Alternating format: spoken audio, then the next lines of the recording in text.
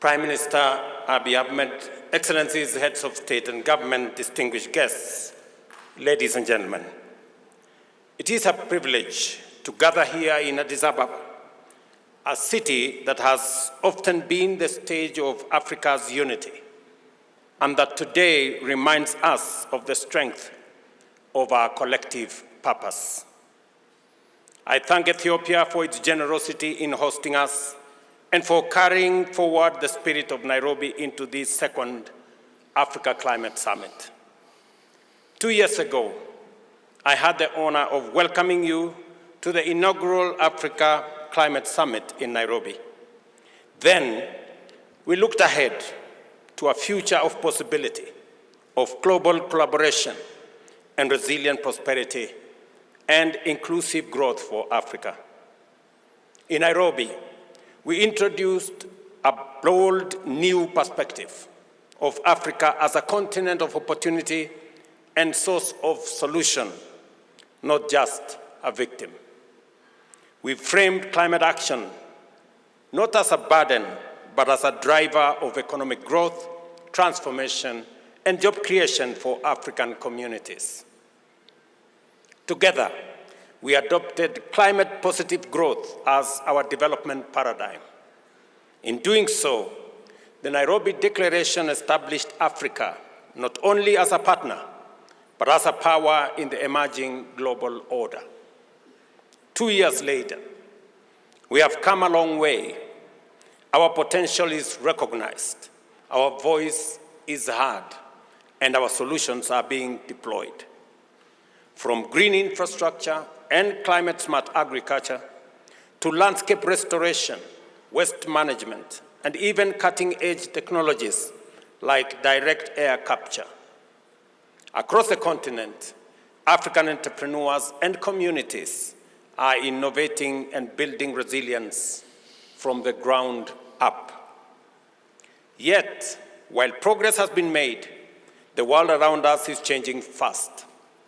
Global interconnectedness is deepening, but so too is the temptation to retreat into narrow self-interest, transactional partnerships, and short-term gains. Too often, commitments are broken and international solidarity is dismissed as weakness, precisely when the scale of climate crisis demands enhanced cooperation, not less. The truth is undeniable. No nation can solve this crisis alone. Only through bold, united, and sustained collaboration can we avert climate catastrophe. Isolation is not a winning strategy. It is courting failure. Acting alone, we will squander time, waste resources, and forfeit the future. These realities compel us to remain steadfast in building a modern, green, and inclusive industrial base here at home to secure Africa's rightful place in the global economy and to foster the solidarity needed to confront climate change. Ethiopia, as a host of this summit, has rightly placed the emphasis on implementation and finance, moving from vision to action. Realizing our vision of climate-positive growth requires action on two fronts. Africa must exercise its agency decisively, urgently, and coherently. And the international system must dismantle the structural barriers that continue to hold the continent back. Both demand deeper collaboration. Africa is already stepping up, nationally, regionally, and internationally. We are putting in place policies that attract investment, reward innovation, and ensure fair value for our resources. Increasingly, we present a united African voice in global discussions. We are also bridging previously siloed debates, including linking debt, fiscal space, nature, and climate to craft systemic and coordinated solutions. We have strengthened our institutions and regional mechanisms, from the Alliance of African Multilateral Financial Institutions, and I see TDB, Afri-Exim, and other African institutions in our midst, while also enhancing the place for African Credit Rating Agency, and also advancing ACFTA through the Africa Green Industrialization Initiative. By linking this initiative with the accelerated partnership of renewables in Africa, we ensure that investment drives progress in both energy and industry. The twin engines of our modern Africa economy built on abundant clean power. Still more, ladies and gentlemen, must be done, including deepening fiscal discipline, accelerating trade integration, mobilizing African institutions' capital, investing in knowledge, and improving governance. These are the foundations of resilience. The Nairobi Declaration is a political compact.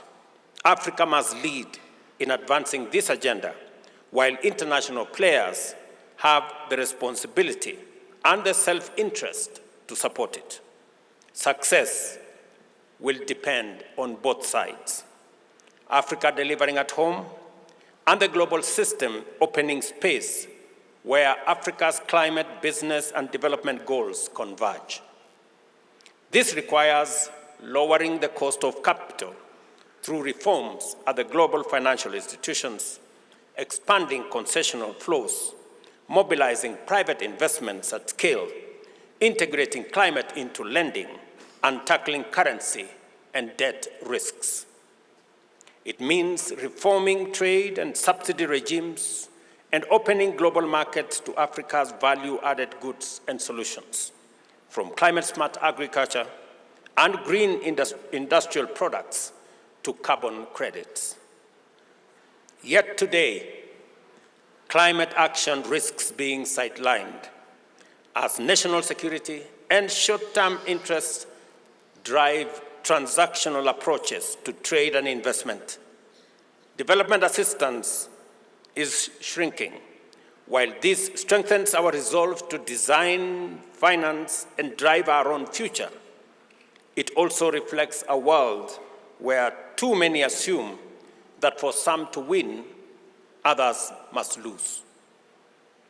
It has never been more urgent for Africa to stand together and demonstrate that collaboration delivers prosperity and peace for all of us. Our economies, our weather systems, and our very survival are interconnected. We must focus on win-win solutions because they do exist and they are firmly within reach. That is why we are here, to celebrate our achievements since the first Africa Climate Summit in Nairobi, confront challenges with unity, hold ourselves accountable, and inspire one another to greater action. We captured that spirit in the report we released today. We called it, and I quote, Africa's Journey of Climate Action and Partnership, to reflect that our climate summits are not events, but part of a journey towards a climate-safe future, a destination that is certain, but only if we journey together. There are copies of this summation available in this summit. This journey, ladies and gentlemen, also includes our global partners, who must be held accountable not only to us, but to the future of humanity. From this Addis Ababa, home of humanity, our ancestors ventured into the world. Today, from this same home, let us offer transformative solutions to preserve the human family. With innovation, determination, and unity, Africa will drive global climate action and shape a sustainable, prosperous future for us and for everybody. I thank you for your attention.